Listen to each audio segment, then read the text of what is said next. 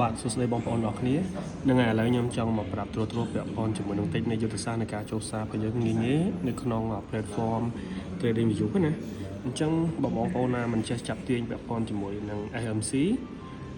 Smart Money Concept យើងងាយស្រួលទេយើងគ្រាន់តែ set up តម្លើងហ្នឹងហើយ set up តម្លើងវាមកគឺយើងចាប់កន្លែង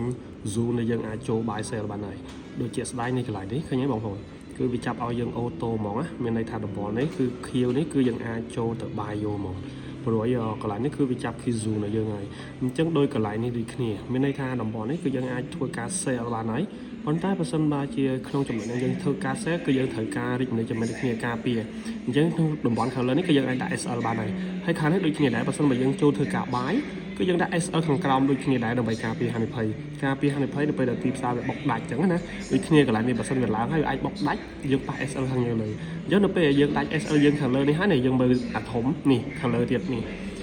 ខាងធំនេះឃើញដែលវាចាប់ឲ្យយើងចាប់ផ្ដើមគេហើយមានន័យថាតំបន់ហ្នឹងគឺយើងអាចធ្វើការ sell មកទៀតហើយប៉ុន្តែបើសិនបើយើងរងចាំដល់កន្លែងហ្នឹងហើយ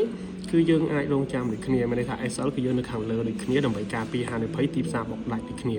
អញ្ចឹងគឺងាយស្រួលមែនទែនសម្រាប់បងប្អូនដែលចង់តម្លើងឬមួយក៏បងប្អូនណាដែលចង់បានពាក់ព័ន្ធជាមួយនឹង strategy បែបនេះ indicator បែបនេះអ្នកទាំងអស់គ្នាអាចទំនាក់ទំនងមកខ្ញុំមកចាំខ្ញុំជួយប្រាប់ឬមួយក៏ជួយតម្លើងឲ្យ free ហ្មងណានឹងសម្រាប់បងប្អូន trader ដៃថ្មីដែលថាយើងមិនចង់វិភាគឬមួយក៏យើងមិនចង់ចាប់